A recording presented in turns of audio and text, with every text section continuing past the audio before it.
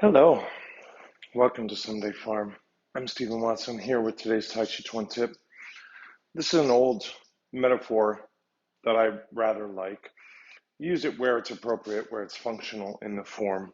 You wouldn't really use it here or here.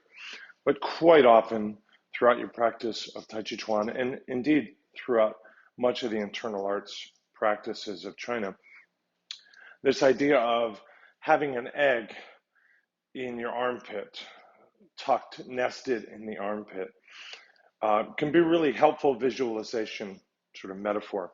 And in fact, I practice it with literal eggs. Now, eggs can be, ostrich to quail, or, smaller, I imagine. Caviar, I suppose. um, and of course, the egg, I suppose, could be hard boiled or fossilized. But I imagine we're thinking about an egg that's, untreated, right? So it has the liquid in it and it's relatively fragile. And the idea is to set the egg in the armpit. I don't think I have quite an example here.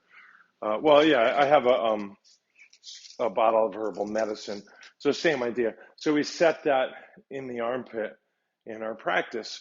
And the idea is that we don't break the egg. I think that's probably quite apparent immediately.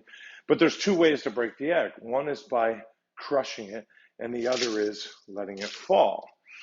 So it's about trying to sense this balance of the space of the armpits where the heart begins in traditional Chinese medicine. And my teacher would have us practice with the armpits, and really, once we felt like they were open, then it was a point from which to breathe, to inhale specifically. That's also right near where the lung meridian starts. Lung 1 and 2 are here, and then they run down the arms. So have a little bit of fun with that. That's an old-timey one, not really mine, but I certainly have enjoyed developing an awful lot of specific practices around it. And let's see what your creativity leads us to. Thank you. Thanks for showing your support for today's Tàijíquán tip. Tips really go a long way. And if you can't afford to help financially, comment, subscribe, share, and like, and all that stuff.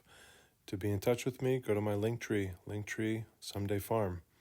Thank you.